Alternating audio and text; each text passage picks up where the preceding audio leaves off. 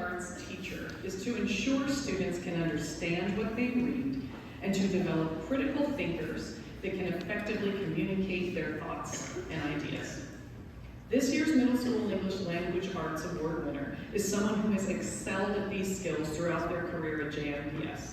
They've maintained a 4.0 average in ELA every trimester of middle school.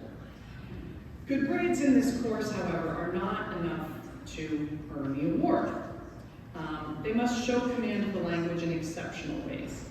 This year's recipient has a really diverse vocabulary that they employ to showcase their wit, especially in their creative writing and their personal narratives.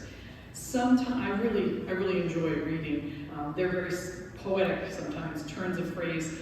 They're often so sophisticated that they belie the 8th grade level of our recipient this year. In class, they offer insightful commentary. They like to give a quip or a joke. But what I am most impressed by, not just their effort, but their ability to,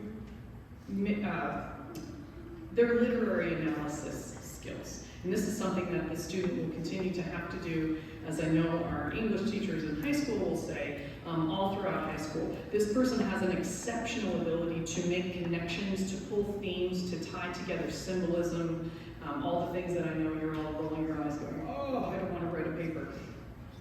They illustrate things that most others don't always catch in the works that they're analyzing. All of this is done with an extremely high level of effort, detail, and excellent vocabulary. I can't wait to see what they do with these skills in high school. I'm proud and honored to present the 2025 Middle School English Language Arts Student of the Year Award to Caprica Shawridge.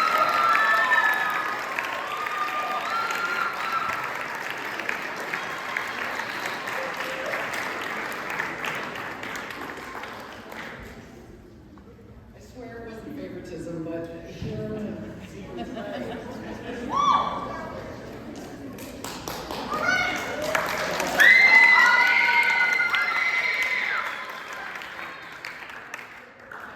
Mr. Chris coming back up.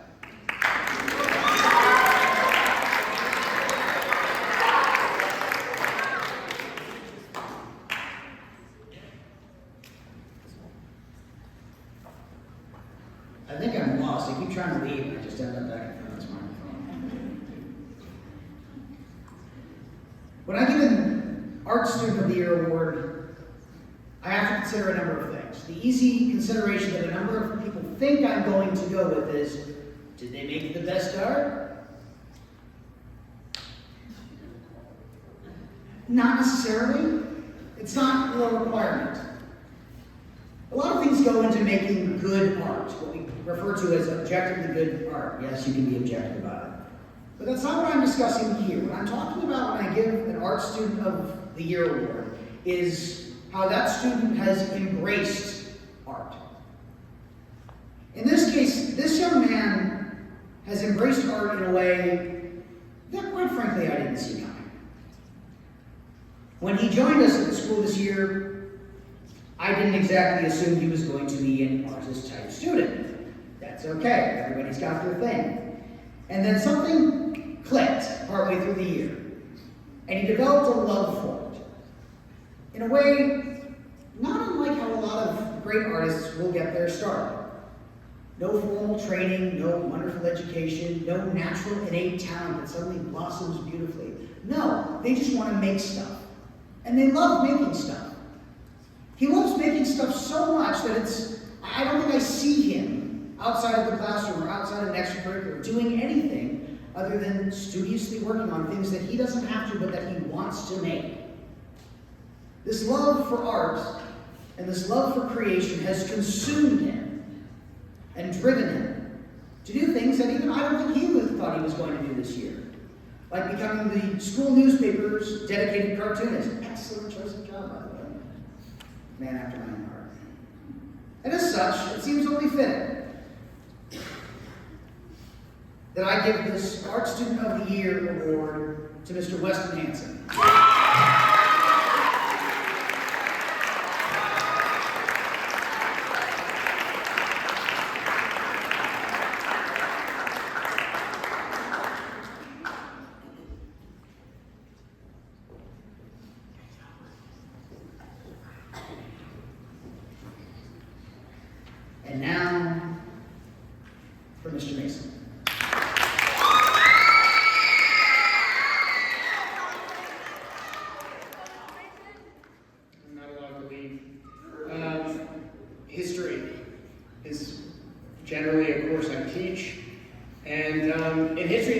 leadership. I've been really fortunate, especially at the 8th grade level. We try to recognize kind of more senior students for these awards. And there was a wealth of really talented history students this year. So I was struggling to decide who to recognize.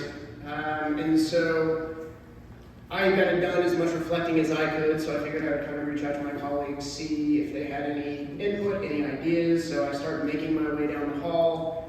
I brought up a candidate who was kind of my first candidate. I was like, yeah, well, the big difference maker is they're always asking these really good questions about history in my class. So first I make it to Miss Shaw's classroom, and she goes, well, that's interesting, because the student also is asking a lot of questions about history in my language arts class. I went, all right, okay. Then I kept on going down, and I made it to Miss Malone's room. She said, yeah, that's interesting. The student's always asking a lot of questions about history in my science class. And then I got about halfway to Miss Lewis's room, and I needed a water break. It's a long walk. And then I finally made it way out to her classroom, and she said, yeah, that student is asking a lot of history questions in my math class. And so I started to pick up on a theme here and felt a little more confident in my selection. The student I'm recognizing today has an amazing curiosity for the world, and also the history of the world.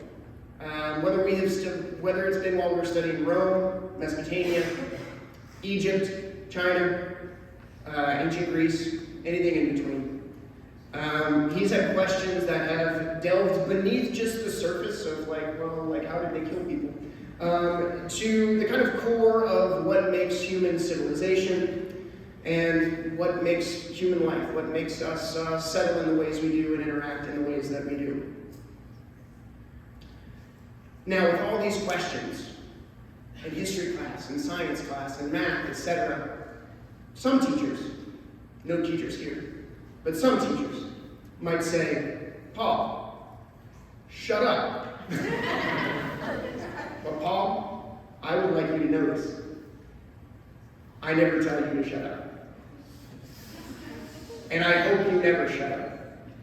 Because I hope you keep asking these questions and exploring these worlds. Because I truly believe that the questions you're asking are questions that can lead you to some answers that others have not yet come to. So no, I will not tell you to shut up. But I will ask you to please raise your hand if you have any questions or comments. And please come receive your award for middle school history students.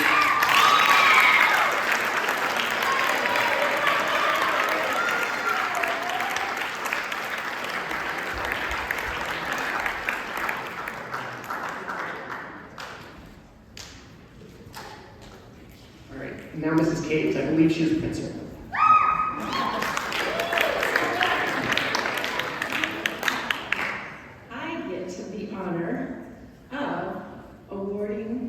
Students who get the big ones at the end of the year-long awards. And this one I get to do the Person of the Year for junior high. And the Person of the Year award is an award given to a student who has shown academic achievement, high character, and involvement in extracurriculars. And this middle school student, she has shown it all. Her academics, she is steadfast, and she is raring to go all the time to do her very best. As far as character, she lives it every single day. There is nothing that I could say about her character except that it is excellent. And on that court, and her willingness to learn in the sand, all of the things about volleyball, Caprica